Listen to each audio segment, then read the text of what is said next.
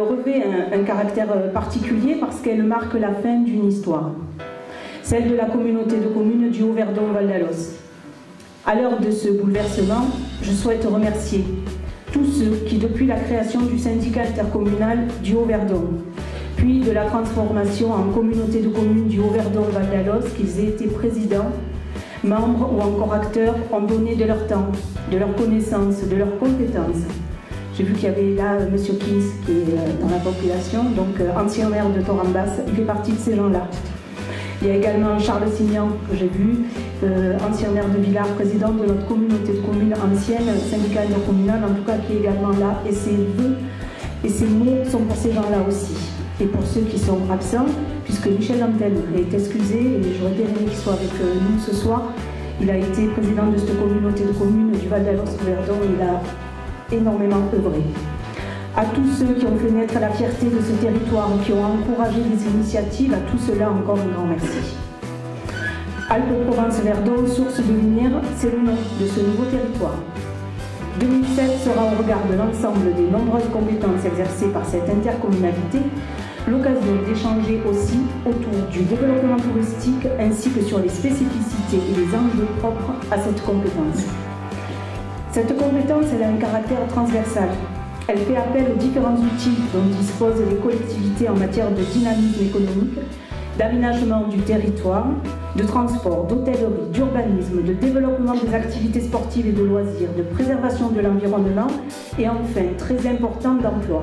Autant dire que le tourisme dans notre vallée, c'est quelque chose de très important. Mais le tourisme est beaucoup plus que cela. Il renvoie à l'histoire, à la culture, à l'urbanisme et au paysage d'un territoire. Autant vous dire que la commune de Colmar sera présente et ô combien exigeante quant à la construction de ce futur office du tourisme intercommunal, qui doit être également un partenaire actif des domaines skiables du Val d'Alos et de son directeur Gérard Bracali, qui est là parmi nous, que je n'ai pas salué, mais que j'ai vraiment beaucoup de plaisir, Gérard, que tu sois là ce soir. Que je tiens à remercier pour le travail accompli avec ces équipes malgré les conditions peu favorables. Le débat doit être ouvert autour des enjeux, comment se positionner dans un contexte fortement concurrentiel, notre territoire rejoint-il la notion de destination, comment s'organiser pour accueillir et enchanter les clientèles tout en ne perdant pas de vue l'intérêt majeur que représente l'activité neige du Haut-Verdon. L'Office de tourisme de Colmar était en recherche d'un nouveau directeur suite au départ à la retraite de Dany Michel en 2015. Dans l'intervalle, une réflexion sur la création d'un office de tourisme de pôle, je vous l'ai déjà raconté cette histoire, mais à l'échelle de la vallée du Haut-Verdon, avait été engagée.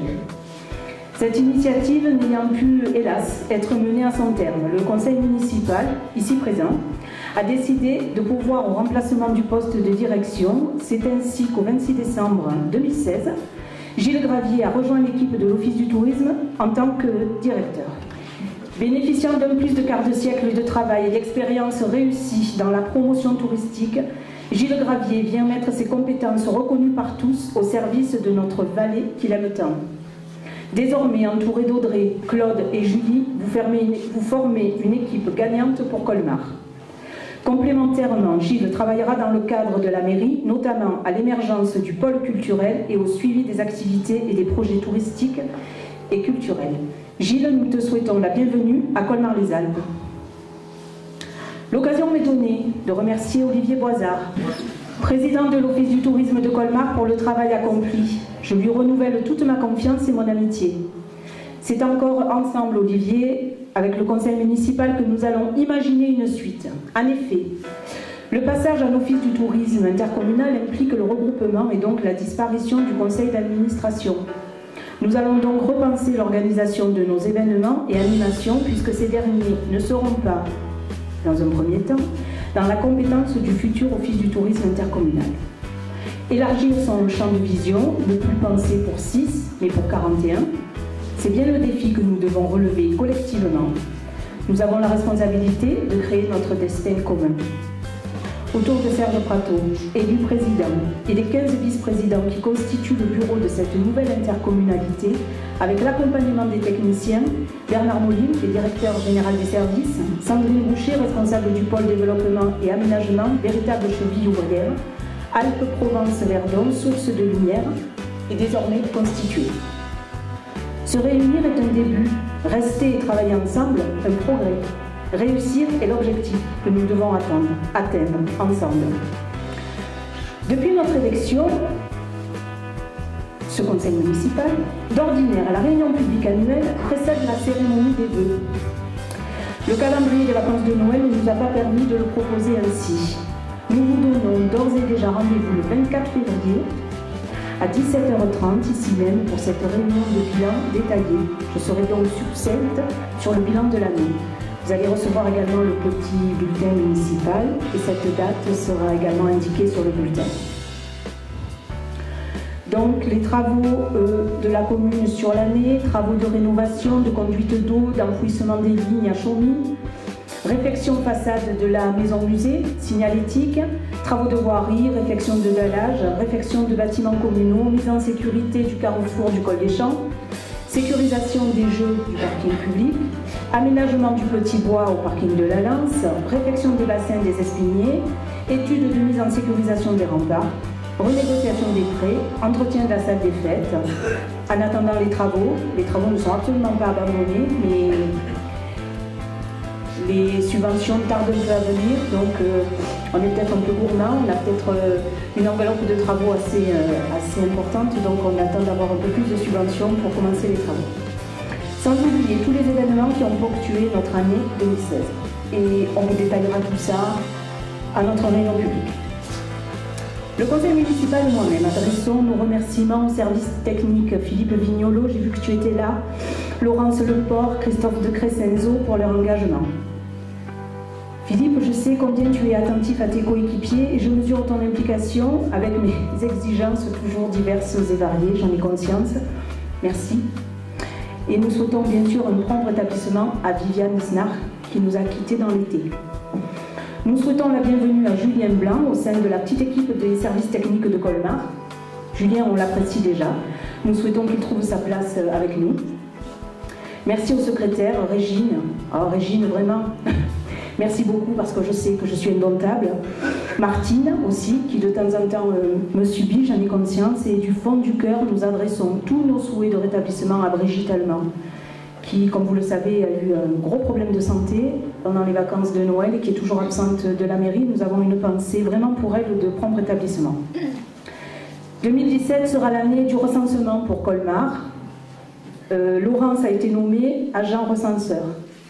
J'insiste sur l'importance du recensement pour Colmar, tant au niveau du calcul des dotations que de la représentativité de nos communes dans différentes instances.